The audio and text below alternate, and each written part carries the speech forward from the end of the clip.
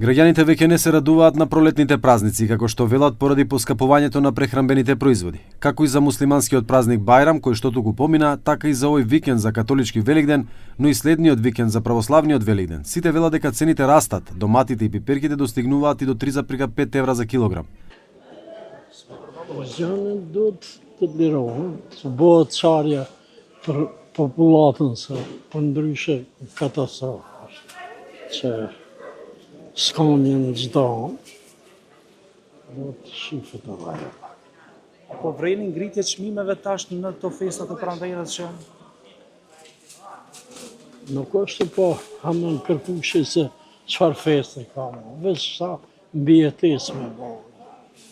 S'ka tjetër kurçë.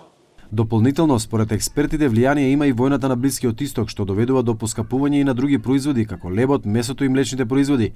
Според граѓаните, товарот од зголемените цени секојдневно се чувствува во семејниот буџет. Скапо. Скапо.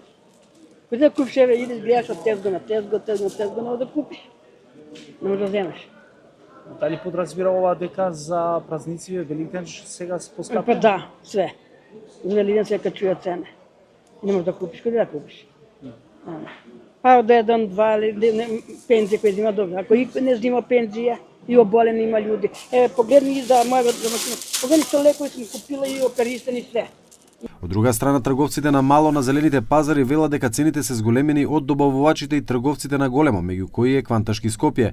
Од основните овошје зеленчук, трговците велат дека во оваа фаза на рана пролет се уште нема домашно производство на отворено, туку само од затворени оранжерии со ограничено количество, што не ја задоволува побарувачката на домашниот пазар.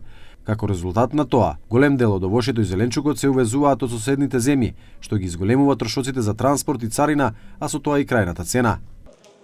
Розе 300, црвен 200, салата 3 за 100, 4, 60, кробиче 20, лук 30, пипер лута 300, блага 300, ово е по 10 динара и толку. Не ли е скап за граѓаните? Не е скапо, е пензија 8.000. Што ќе купи со 8.000? А? Скупо е, ама и гориво е скупо, и цигаре е скупо, ама ми ga пушимо.